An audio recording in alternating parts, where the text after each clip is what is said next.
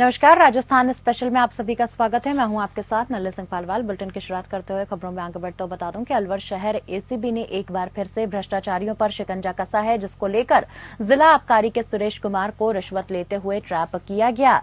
SB के DSP परमेश्वर लाल ने जानकारी देते हुए बताया कि परिवादी ने शिकायत दी थी, साथ ही जिला आबकारी अधिकारी ठेके के गोदाम की जमीन पास कराने के नाम पर उससे 6 लाख रुपए की रिश्वत की डिमांड कर रहा है, जिस पर 3 लाख रुपए परिवादी ने आरोपी को दे दिए और 3 लाख की और डिमांड कर रहा था। और इस बात को लेकर एसीबी ने सत्यापन किया। साथ ही सत्यापन के बाद जिला आबकारी अधिकारी सुरेश कुमार को उनके सरकारी आवास बुद्ध विहार पर ही 3 लाख रुपए लेते हुए रंगे हाथों पकड़ा गया।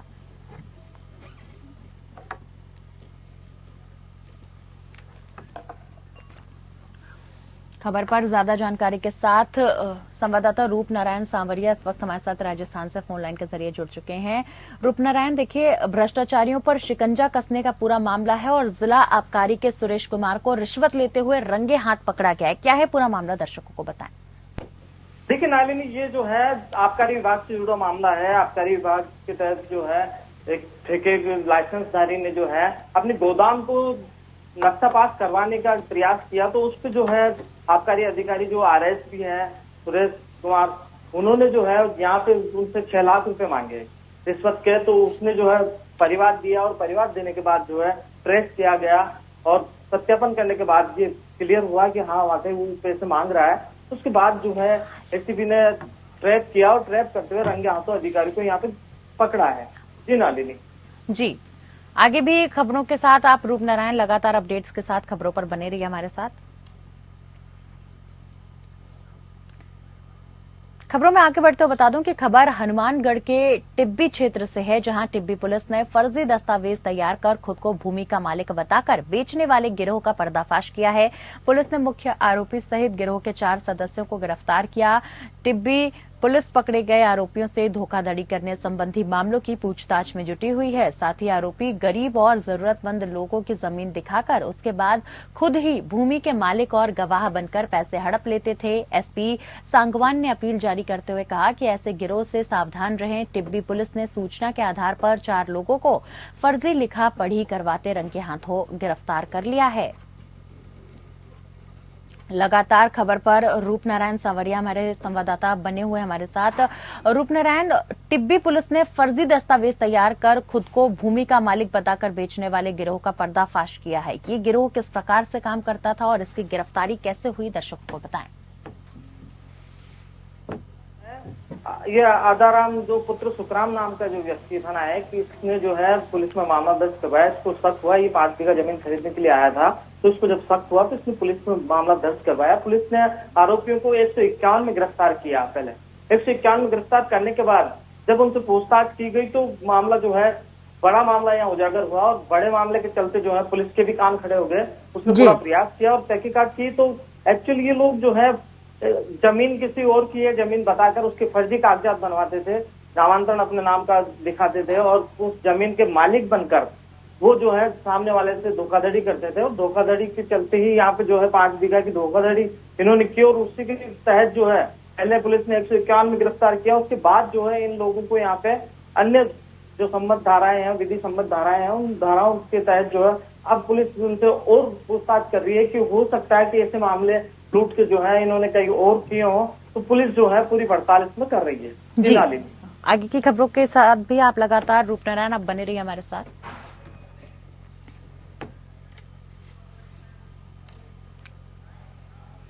खबर हनुमानगढ़ से है, जहां जिला कलेक्टर की अध्यक्षता में जिला स्वास्थ्य समिति की बैठक आयोजित हुई। उन्होंने निर्देश दिए कि चिकित्सक अस्पतालों में समय पर पहुंचे, रोगियों और उनके परिवारजनों के साथ अच्छा व्यवहार रखें।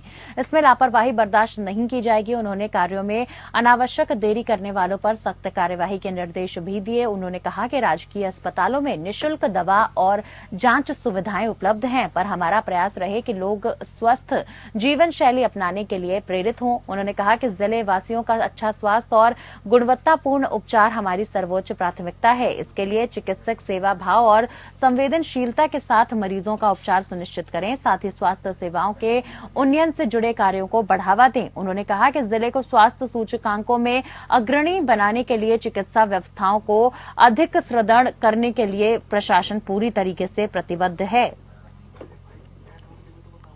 खबर पर ज्यादा जानकारी के साथ संवाददाता रूपनारायण सांवरिया लगातार हमारे साथ बने हुए हैं। रूपनारायण, देखिए, कलेक्टर की अध्यक्षता में जिला स्वास्थ्य समिति की बैठक आयोजित की गई। इस बैठक में किन किन मुख्य बिंदुओं पर बातचीत की गई, चर्चा की गई, दर्शकों को बताएं। देखिए नालिनी, मैं अपने दर्शकों को बताना चाहूंगा कि जिला सतर्कता समिति की जो है बैठक यहाँ पे कलेक्टर ने ली है, हनुमानगढ़ जिला कलेक्टर कानाराम ने ली है, और उसमें जो उपस्थित चिकित्सा अधिकारी थे उनको सख्त ये निर्देश दिया गया है कि सबसे पहले तो जो परिजन जो आते हैं, बीमार के साथ जो परिजन होते हैं, उनके साथ उनका जो बिहेव है, उनका जो व्यवहार है वो उचित होना चाहिए, क्योंकि इस संविदा में जो काम करने वाले जो है वो दिन रात पब्लिक के से ऐसा बिहेव करते हैं। तो कई बार देखा गया है कि कई बार जो है परिजनों में और डॉक्टरों में कई बार वो हो जाती है, लड़ाई झगड़े की यहाँ जो है कई चीजें हो जाती है। तो उन चीजों पर लगाम लगाने के लिए यहाँ पे सख्त निर्देश कानाराम जिला कलेक्टर हनुमानगढ़ ने दिए हैं कि आपका जो व्यवहार है वो परिजनों से सही होना चाहिए। उसके साथ साथ यहाँ पे देखिए उन्होंने जो है फ्री दवाइयां जो अवेलेबल है सरकार की तरफ से जो जनता को मिलनी चाहिए, उसकी जो आपूर्ति है वो प्रॉपर हो, आपूर्ति लगातार रहे, जनता को कई परेशानियों का सामना ना करना पड़े। जो जांचें हैं, जिन जांचों के लिए फ्री जांचें हैं सरकार की तरफ से, कुछ जांचें वहाँ पे जो है उनको निश्चित रूप से फ्री मिले और कोई परेशानी उनको ना हो। तमाम इन चीजों को साथ साथ जो है यहाँ पे जिला कलेक्टर ने को निर्देश दिया है कि ज्यादा से ज्यादा लोगों को है पेड़ लगाने के लिए जो है प्रेरित करें, और पेड़ के साथ साथ जो है पर्यावरण का भी वो ध्यान रखें, जिससे कि बीमारी अन्य जो मौसमी बीमारियां या पर्यावरण जनित बीमारियां हैं उनको जो है लगाम लगाई जा सके। जी बिल्कुल, तमाम अपडेट्स के साथ रूपनारायण आप आगे भी खबरों पर हमारे साथ बने रहें।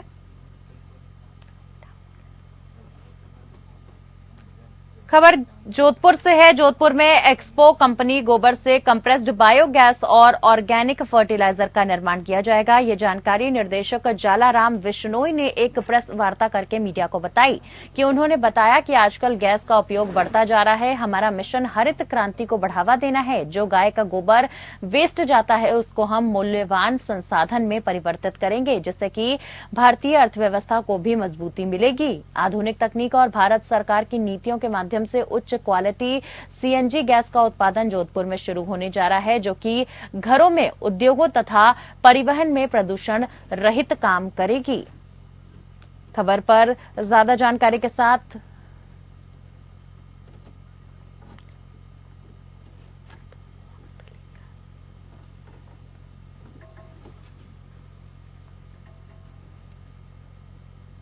खबरों में आगे बढ़ते हुए बता दूं कि मजदूर Jaipur metals and electricals limited company के काम करते थे। ये कंपनी 30 सितंबर सन 2000 को बंद हो गई। उस वक्त कंपनी में काम कर रहे 1558 मजदूरों का वेतन, पीएफ, ग्रेच्युटी और मेडिकल जैसे भत्ते तक नहीं दिए गए। अब तक संघर्ष में 475 मजदूरों ने जान गंवा दी है। जो जिंदा हैं वो नर्क जैसी जिंदगी जीने को मजबूर हैं। साथ ही बावजूद इसके आज तक इन्हें हक नहीं मिला। लोग बता रहे हैं कि 1997 के बाद कंपनी पर संकट मंडराने लगा।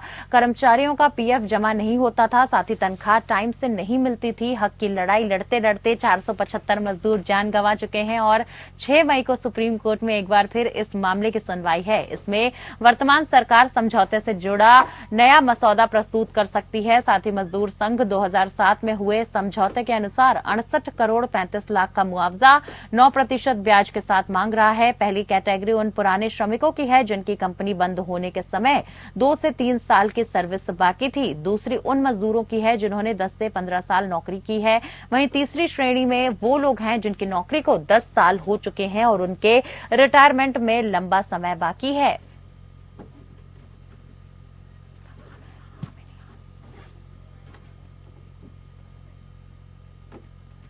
पड़ेगा साहब, मैं तो ये कह रहा हूँ। अभी भी इसमें कोई नहीं है बैठ। ये नेता लोग भी हमको चकमा मारते हैं, पर ये भी सब चकमा होता है। मैंने कहा था कि मैं सीखे यहाँ पे सीखे, मैं खड़ा होता हूँ सड़क के ऊपर, है ना। मैं भगवान का नाम लेता हूँ। मौत भी आ जाए तो ठीक है साहब, मैं तैयार हूँ। आपने कई सरकारें देखी, कांग्रेस भी देखी, कांग्रेस भी आके आश्वासन देती है, हाँ बीजेपी आके बीजेपी हाँ, वसुंधरा थी ना, वसुंधरा ने भी हमारा साथ दिया। एक मंत्री भी इसमें संरक्षण था, हाँ हाँ, मंत्री भी संरक्षण था, उसने क्या किया? कौन सा मंत्री था वैसे तो मेरे को याद करो। प्रताप सिंह खाचरियावास हाँ संरक्षण हाँ, है। वो भी सबने कुछ नहीं करा, कुछ भी नहीं किया प्रताप सिंह जी ने, कुछ भी नहीं किया। जाते ना, अभी नहीं बाद में मिलना आके, ये अभी नहीं बाद में मिलना आके, ये बस ये चलता था। अब सिविल लाइन के विधायक गोपाल शर्मा जी हैं, उनसे मिले आप? क्या आशा की उन्होंने? उनसे मिली, बोला हम जल्दी से जल्दी करने वाले हैं। तो और पर ज्यादा जानकारी के साथ संवाददाता रूप नारायण सांवरिया लगातार हमारे साथ फोन लाइन के जरिए जुड़े हुए हैं। रूप नारायण, देखिए, मजदूर Jaipur metals and electricals limited company से काफी नाराज हैं और 30 सितंबर को ये कंपनी 2000 सन में बंद हो गई थी। ऐसे में मजदूरों का लगातार आरोप है कि कंपनी ने उनका बकाया पैसा, पीएफ जैसी चीजों को नहीं दिया और काफी सारे मजदूर अभी तक अपनी जान गंवा चुके हैं। देखिए नालिनी, ये जो मसला है काफी लंबे समय से मजदूर लड़ रहे हैं सरकार के खिलाफ और वो कोर्ट में ये मामला चल रहा है। कोर्ट के कई आदेश आए हैं और अभी जो है 6 मई को फिर कोई नया आदेश आने के इंतजार में यहाँ मजदूर हैं। और मजदूरों से जब हमारी बात हुई तो मजदूरों ने सीधा सा कहा कि अब तक जो भी राजनेता है वो खाली हमें आश्वासन देते रहे और धक्के खाते रहे। हम लोग मजबूर होकर जो है काफी दिनों से लगातार जो है यहाँ पे धरने पर बैठे हुए हैं। लगभग आप देखिए कि 7,245 दिन से ये लोग जो है धरने पर बैठे हुए हैं और लंबे टाइम से संघर्ष कर रहे हैं। संघर्ष के लिए जो जब भी मजदूर दिवस आता है 1 मई, तब भी ये कहीं ना कहीं जो है चर्चा का विषय इनका होता है और चर्चा करके जो है फिर अगले साल पे टाल दिया जाता है। फिलहाल यहाँ पे मैं बता दूं कि ये जो कंपनी थी ये 30 अगस्त 1943 से शुरू हुई थी। इसको बंद कर दिया गया। करने से पहले के हालात ये थे, मजदूरों को मजदूरी जो तनख्वाह वो टाइम पे नहीं मिल रही थी, उनका पीएफ जमा नहीं हो रहा था। तो तमाम मांगों को जो है मांगते हुए इन्होंने जो है काफी लंबा संघर्ष यहाँ पे किया है और अब जो है इस मामले को कोर्ट से इनको इंतजार है कि कोई अच्छी खबर इनको आए तो इनके घर परिवार को चले। कई लोग जो है गाल कलवित हो चुके हैं इस मुद्दे पे, जो जुड़े हुए थे मजदूर जो जुड़े हुए थे वो बरसों से लंबा, क्योंकि काफी लंबा मामला चल रहा है। तो कई मजदूर तो अपना अंतिम समय खत्म कर दिया इसी संघर्ष में और लगातार जो है यहाँ मजदूर संघर्ष कर रहे हैं। जी नालिनी। जी, बहुत बहुत शुक्रिया रूप नारायण आपका जुड़ने के लिए और तमाम खबरों पर जानकारी साझा करने के लिए।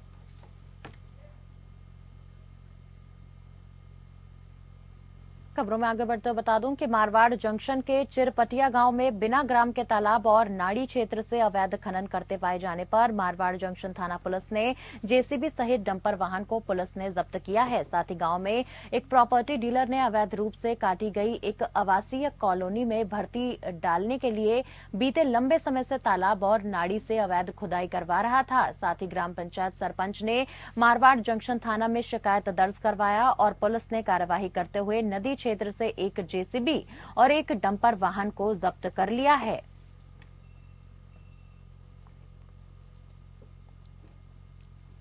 पूरे अवैध खनन मामले में पुलिस ने नदी क्षेत्र से एक जेसीबी और एक डंपर वाहन को जब्त कर लिया है।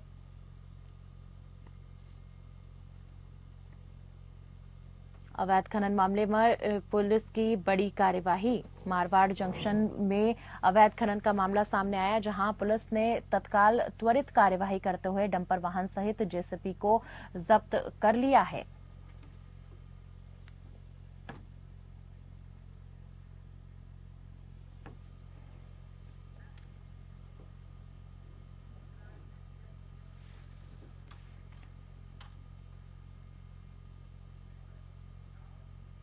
और सीधा रुख करेंगे गुजरात का। प्रधानमंत्री नरेंद्र मोदी जहां चुनावी जनसभा को संबोधित कर रहे हैं, क्या कुछ कह रहे हैं, चलिए आपको सुनवाते हैं। साहेब, આપનો ખૂબ ખૂબ આભાર।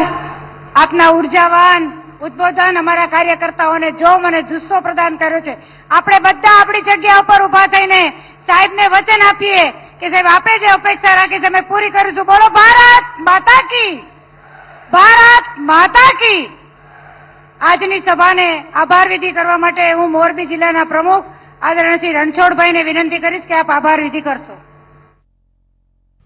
चलिए, तो हमने आपको दिखाया कि किस प्रकार से गुजरात के मोरबी में प्रधानमंत्री नरेंद्र मोदी एक चुनावी सभा में पहुंचे और कुछ ही देर में वहां अपना संबोधन करेंगे। बहरहाल, खबरों में आगे बढ़ते हुए बता दूं कि शहर के महावीर नगर थाना क्षेत्र में महर्षि गौतम सामुदायिक भवन के निकट रील बनाने के दौरान गोली चलने से युवक की मौत हो गई। जी हां, युवक यशवंत नागर मनोहर थाना क्षेत्र का निवासी है।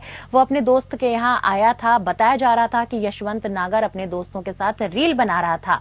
अचानक पिस्टल से गोली चलने पर यशवंत के सीने में गोली लगी, जिससे उसकी मौत हो गई। वहीं पुलिस पूरे मामले की जांच कर रही है। साथ ही शव को मेडिकल कॉलेज की मोर्चरी में रखवाया गया है। साथ ही डीएसपी मनीष शर्मा ने बताया कि महर्षि गौतम सामुदायिक भवन के पास एक चाय की दुकान है, वहां फायरिंग की घटना हुई है, जिसमें यशवंत नागर के गोली लगी और उसकी मौत हो गई। इस संबंध में जांच की जा रही है और परिजनों के आने के बाद ही स्थिति साफ हो पाएगी।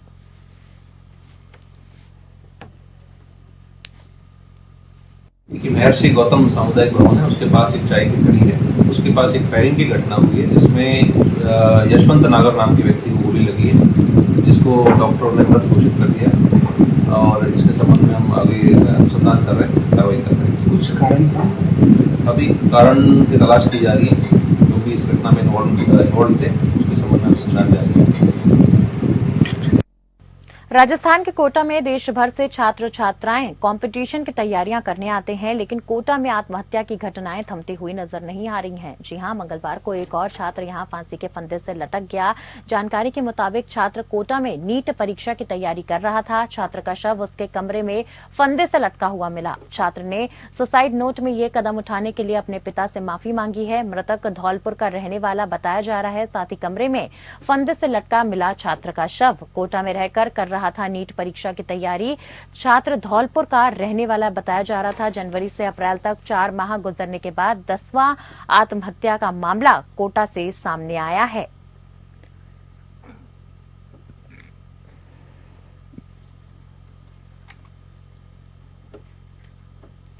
राजस्थान के कोटा से एक बार फिर छात्र के सुसाइड की खबर सामने आई है, जहां छात्र ने अपने पिता को आई एम सॉरी, मेरा नीट में इस बार सिलेक्शन नहीं हो पाएगा लिखकर आत्महत्या कर ली। आपको बता दें कि यह घटना जवाहर नगर थाना क्षेत्र के तलवंडी इलाके में हुई है, जहां पीजी में रहने वाले भरत कुमार राजपूत ने सुसाइड कर लिया। 2 बार छात्र नीट का एग्जाम दे चुका था। छात्र तीसरी बार एग्जाम देने के लिए कोटा में रहकर कोचिंग कर रहा था, जिसमें फेल होने के डर से छात्र ने आत्महत्या कर ली। मौके पर पहुंची पुलिस ने शव को कब्जे में लेकर पोस्टमार्टम के लिए भेज दिया है और छात्र के परिवारजनों को भी सूचित किया गया, और जिसके बाद परिवार वालों का रो रो कर बेहद बुरा हाल है।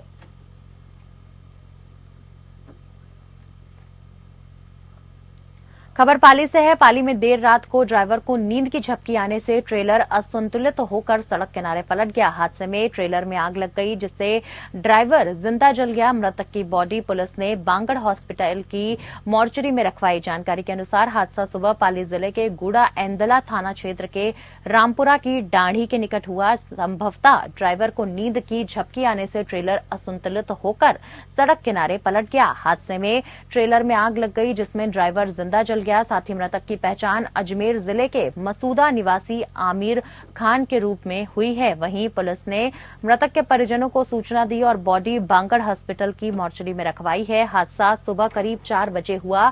ट्रेलर पाली की तरफ आ रहा था और इस दौरान यह हादसा हुआ। ट्रेलर में सीमेंट बनने के काम आने वाले मटेरियल भरा हुआ था। साथ ही प्रारंभिक जांच के सामने आया है कि गुजरात से जयपुर ट्रेलर लेकर ड्राइवर जा रहा था और इसी दौरान बीच रास्ते में यह हादसा हो गया।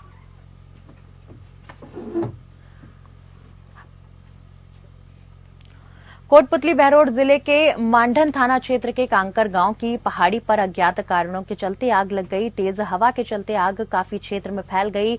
आग से सूखे पेड़ पौधे सहित जंगली जानवरों को काफी नुकसान हुआ। ग्रामीण सहित सरपंच ने मौके पर पहुंचकर आग पर काबू पाने में जुटे, लेकिन तेज हवा के चलने से काफी क्षेत्र में आग पूरी तरीके से फैल गई। साथ ही पहाड़ी पर दमकल की गाड़ियों के न पहुंचने से ग्रामीणों में भय का माहौल बना हुआ है।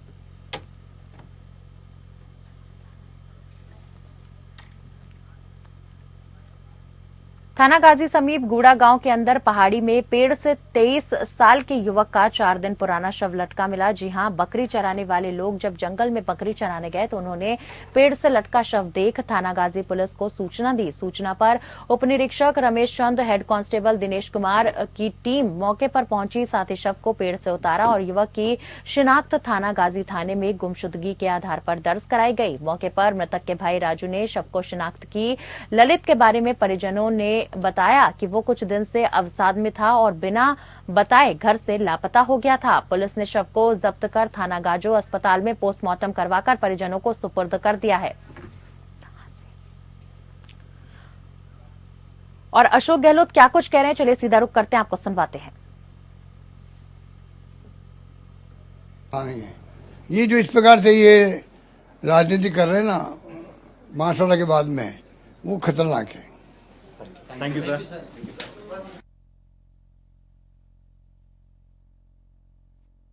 दिल्ली में बांसवाड़ा में चुनावी जनसभा को संबोधित करते हुए कई सारे इल्जामात कांग्रेस पार्टी पर लगाए थे। उसी को लेकर अशोक गहलोत ने कहा कि बांसवाड़ा में जिस प्रकार से राजनीतिकरण करने की कोशिश की वो बेहद गलत है। बहरहाल फिलहाल के लिए इस बुलेटिन में मेरे साथ बस इतना ही। नमस्कार।